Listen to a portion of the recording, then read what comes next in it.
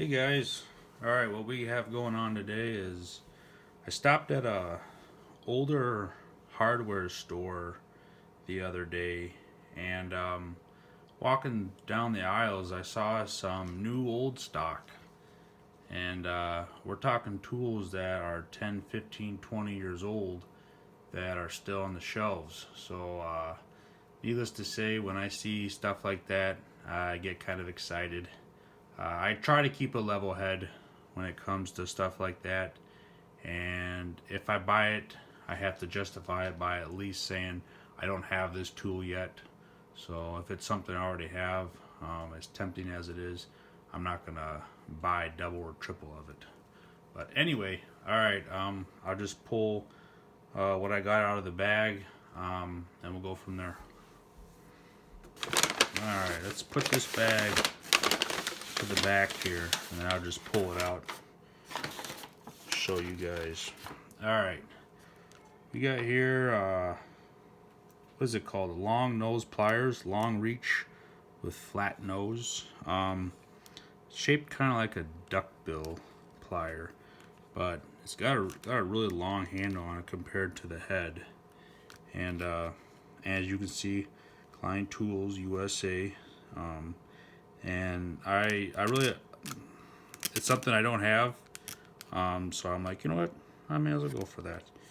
It says 2004 on the back, so it's kind of old, but either way, Klein tool, made in USA, can't go wrong with that. Alright, what's next?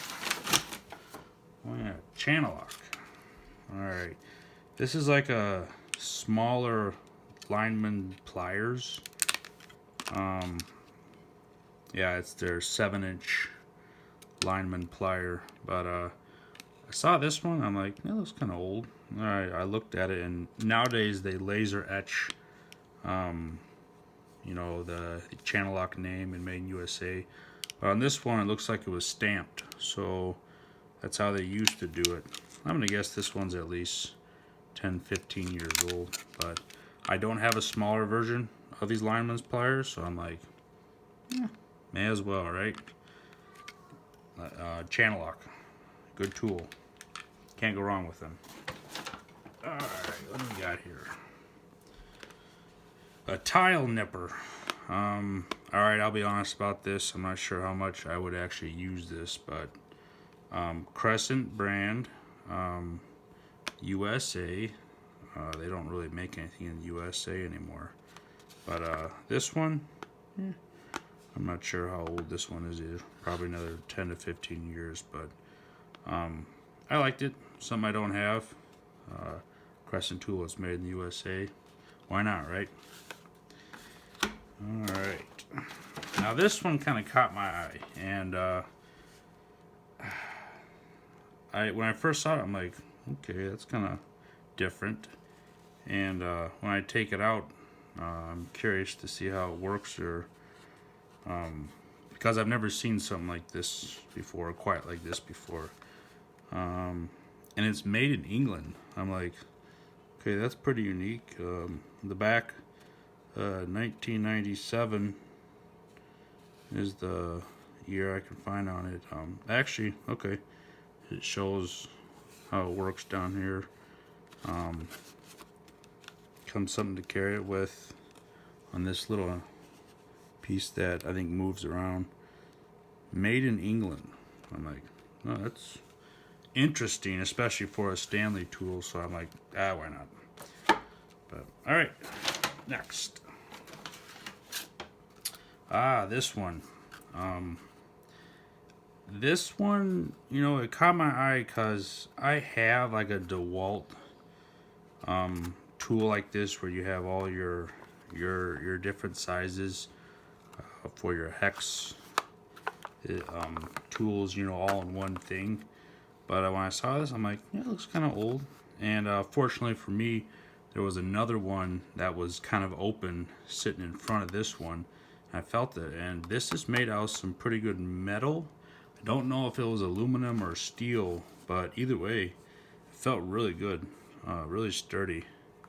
But and it also as you can see. It says Allen USA on it, and it also has that I think they call it a ball end or something like that, where it's easier to put it on a fastener from an angle, kind of like what you see right here. But saw that, I'm like, yeah, I gotta go for it. So good heavy duty tool. So all right, couple more here. All right, this one. I had one of these at work. It was more or less inherited at work, and it was a really useful tool. As you can see here, Eklund, made in USA. It comes with 4 tools, I guess you could say. Number 1 Phillips 3/16 slotted, 1/8 slotted, 1/4 inch slotted, and scratch all. So I suppose one of these days I'm going to take this out and maybe make a separate review of this. But when I saw this, I had to have it. I hadn't seen anything else out there. Maybe it's a tool that they make these days, but I hadn't seen anything in any hardware store or modern hardware store like it. And as you can see, made in USA, 1992. So I don't know if they make these anymore, but like I said, when I saw it, had to have it. Too useful to pass up, let's just put it like that. So, well, yeah, and it has a Torx key tool on it too. So, all right, last one. Yep, Irwin vice grip.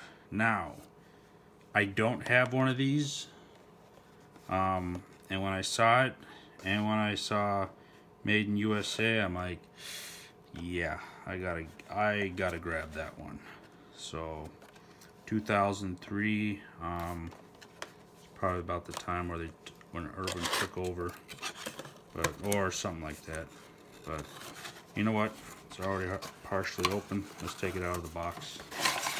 Let's take a look at it. All right, there it is. You know what? It just has that feel and look of the ones that were made in the USA, and something that I like. But yeah, there it is, stamped made in USA. So, you know, on a side note, I will say the vice grip or the locking plier that's made over in China or Taiwan or wherever it's made, it's still a good tool. But there's just something about these older ones that were made in the USA. They just feel better. I'm sure most of you guys would agree. But as far as functionality and get the job done, those new ones will work. But I still think these older ones are better built. But that's just my opinion. But all right, guys, there it is. My new old stock tool haul. I wanted to share with you guys. Like I said, I try not to get too excited when I see tools like this that are not only old but new, you know, still in the package. Most of these are still made in the USA. But ones that I don't have, and who knows, down the road I can find a use for them. But anyway, yeah, there it is. I don't know, maybe another video I'll open these up and get a more in-depth on each one of them. Or at least maybe this one, or maybe that one. These are self-explanatory, pretty much. You see what you get. We know how they work, but... Alright, there it is, guys. If you like it, thumbs up. Subscribe, but I hope you enjoy. Later.